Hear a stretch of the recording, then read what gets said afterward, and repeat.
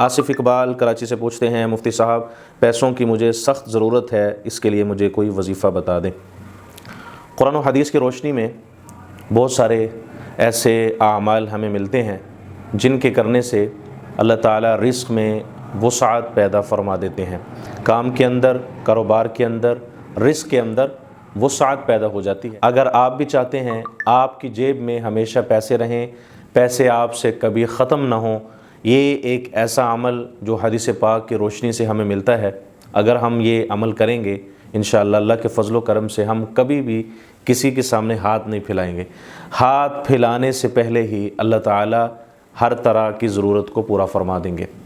یہ عمل حضرت عبداللہ بن مسعود رضی اللہ تعالی عنہ اپنے بچوں کو بتلایا کرتے تھے۔ جب گھر جاتے رات کے وقت تو اپنی بچیوں کو یہ کہتے کہ بیٹا رات کو سوتے وقت آپ نے اس سورت کو پڑھ کر سونا ہے۔ وہ سورت ہے سورۃ الواقعہ، پارہ نمبر 27 ہے۔ سورۃ الرحمن کے بعد یہ سورت آتی ہے۔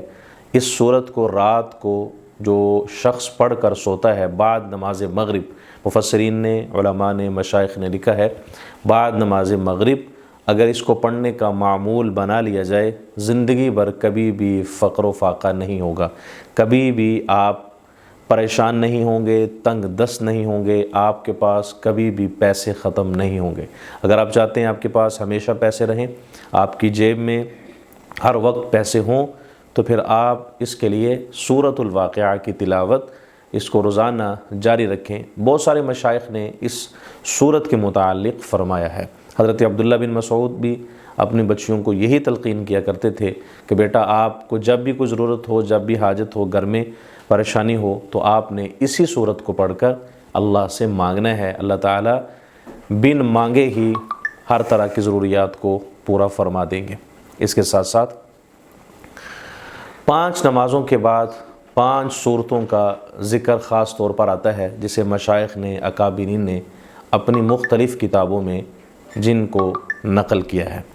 اگر آپ بعد نماز فجر سورہ یاسین کی تلاوت کرتے ہیں، یہ بھی رزق میں برکت کے لیے بہت مفید عمل ہے۔ بعد نماز فجر سورہ یاسین، بعد نماز ظہر سورۃ الفتح، یہ پارہ نمبر 26 ہے، اس سورت کو پڑھا جائے۔ بعد نماز عصر سورۃ النبأ، یہ پارہ نمبر 30 ہے، پہلی سورت ہے، عما یتساءلون عن النبأ العظیم، یہاں سے شروع ہو رہی ہے۔ اسی طرح بعد نماز مغرب سورۃ الواقعہ، اور بعد نماز عشاء سورۃ الملک۔ یہ 5 نمازیں اور 5 صورتیں، ان کو اگر اپنی زندگی کا حصہ بنا لیا جائے، معمول بنا لیا جائے روزانہ کا، تو اس سے انشاءاللہ ہر طرح کی جو مالی پریشانیاں ہیں اللہ ان کو حل فرما دیں گے، رزق کے اندر، مال کے اندر وسعت پیدا فرما دیں گے۔ اس کے ساتھ ساتھ سورہ شورا پارہ نمبر 25 ہے، سورہ شورا کے اندر ایک آیت ہے، اللہ لطیف بعبادہ یرزق من یشاء وہو القوی العزیز۔ میں اس کو دوبارہ پھر رپیٹ کر رہا ہوں، اللہ لطیف بعبادہ یرزق من یشاء وہو القوی العزیز۔ اس کے متعلق بھی مشائخ نے، اکابرین نے لکھا ہے، اگر اس آیت کو، اس وظیفے کو بعد نماز فجر 101 بار پڑھ لیا جائے، اول آخر درود ابراہیمی 7 بار، پھر 101 بار اس آیت کو پڑھ کر آپ اللہ سے دعا مانگ کر اپنے کام کا آغاز کریں۔ کام کے لیے گھر سے نکلیں، جو بھی کام آپ شروع کر رہے ہیں، دکان کے لیے آپ نکل رہے ہیں، آپ کسی جگہ جاب کرتے ہیں وہاں جا رہے ہیں، فیکٹری میں کام کرتے ہیں وہاں جا رہے ہیں، یا آپ کوئی اور بزنس کرتے ہیں، آپ اس کے لیے گھر سے نکل رہے ہیں، تو اس صورت کو، یہ جو میں نے آیت کا ذکر کیا ہے سورہ شورا کی آیت، اللہ لطیف بعبادہ یرزق من یشاء وہو القوی العزیز، اس کو پڑھ کر آپ گھر سے نکلیں۔ انشاءاللہ آپ کے مال کے اندر برکت بھی ہوگی، پیسہ بھی آپ کے پاس آئے گا، آپ کی ہر طرح کی ضروریات کو اللہ پورا فرما دیں گے، کسی کے آگے ہاتھ پھیلانے کی ضرورت نہیں پڑے گی، یہ نوبت کبھی بھی نہیں آئے گی۔ اللہ اپنے غیب کے خزانوں سے آپ کی ضروریات کو پورا فرما دیں گے۔ آخر میں یہ عرض کرنا چاہتا ہوں، بہت سارے حضرات یہ گمان رکھتے ہیں کہ ہم نے کوئی بھی چیز پڑھنی ہے فوراً اس کا اثر ہو جائے گا، فوراً وہ چیز ہمیں مل جائے گی۔ ایسا نہیں ہوتا۔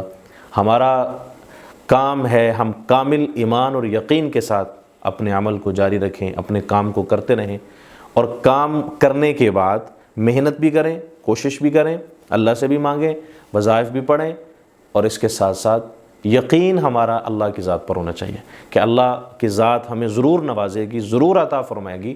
ہمیں کبھی بھی مایوس نہیں ہونا چاہیے، نا امید نہیں ہونا چاہیے۔ ہم تھوڑا سا کام کر کے، تھوڑی سی کوشش کر کے پھر نا امید ہو جاتے ہیں کہ پتہ نہیں کام ہمارا ہوگا یا نہیں ہوگا، تو یہ چیز ہمارے اندر نہیں ہونی چاہیے۔ ہمارا ایمان، یقین یہ ہونا چاہیے کہ یہ کام اللہ تعالیٰ کی ذات ہی کرے گی اور بہت جلد یہ کام ہمارا ہوگا۔ تو جب انسان کا ایمان اور یقین اللہ کی ذات پر کامل ہوگا، مضبوط ہوگا ایمان، تو پھر اللہ تعالیٰ اپنے اس بندے سے راضی بھی ہوں گے، خوش بھی ہوں گے، اور اللہ ہی سے ہمیں مانگنا ہے، اللہ ہی سے مانگنا چاہیے۔ الرحمن الرحیم، اللہ پاک فرماتے ہیں میں رحمان بھی ہوں، رحیم بھی ہوں، مانگنے والے سے خوش ہوتا ہوں، جو نہیں مانگتا میں اس سے ناراض ہو جاتا ہوں۔ اس لیے دل شکستہ وہ جوڑ دیتا ہے، بات رب پر جو چھوڑ دیتا ہے، اس کے لطف و کرم کے کیا کہنے، لاکھ مانگو کروڑ دیتا ہے۔ اللہ تعالی ہم سب کی تمام ضروریات کو اپنی غیبی خزانوں سے پورا فرمائے۔